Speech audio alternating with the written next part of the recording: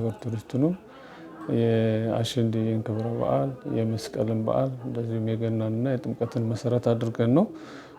የዘንድሮውን የቱሪስት ፍሎውን በምናይበት ሰዓት በመጀመሪያ ደረጃ ያቀድነው እቅድ የውጭ ሀገር እቅዳችን እስካሁኑ የ7 ወሩ 8789 የውጭ ሀገር ቱሪስት አቅደን ነበረ።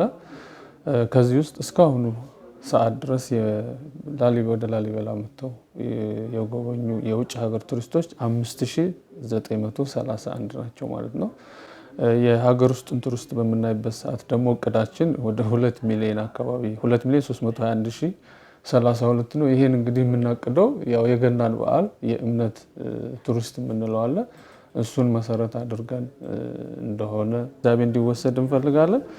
ከዚህ ውስጥ የገናን በዓል ለማክበር ጨምሮ የመጡ ምዕመናንን ጨምሮ የሀገር ውስጥ የቱሪስት ፍሎ እስካሁን 891981 የሀገር ውስጥ ቱሪስት መጥቷል ማለት ነው። የውጭ ሀገር ደግሞ 5931። ስለዚህ እነዚህ ቱሪስቶች ወደ ከተማው መጥተው ደግሞ ምጣኔ ሀብታዊ እንቅስቃሴ ያደርጋሉ ብለን እናስባለን። አንድ ፈረንጅ 6568 ብር ያጠፋል።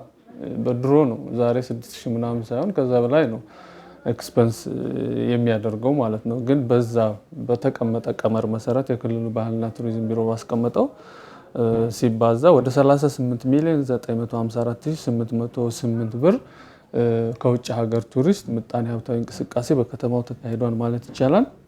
የሀገር ውስጥን በምናይበት ሰዓት ደግሞ ማባዣው 410 ብር ነው። ያንን 891981 ሰው የሀገር ውስጥ ቱሪስት መጥቷል ብለናል። ይሄን ስናበዛው 763,328,664 ብር ምጣኔ ሀብታዊ እንቅስቃሴ ተካሂዷል ማለት ነው በከተማው። 763,328,664 ብር ምጣኔ ሀብታዊ እንቅስቃሴ ተካሂዷል ማለት ነው በከተማው።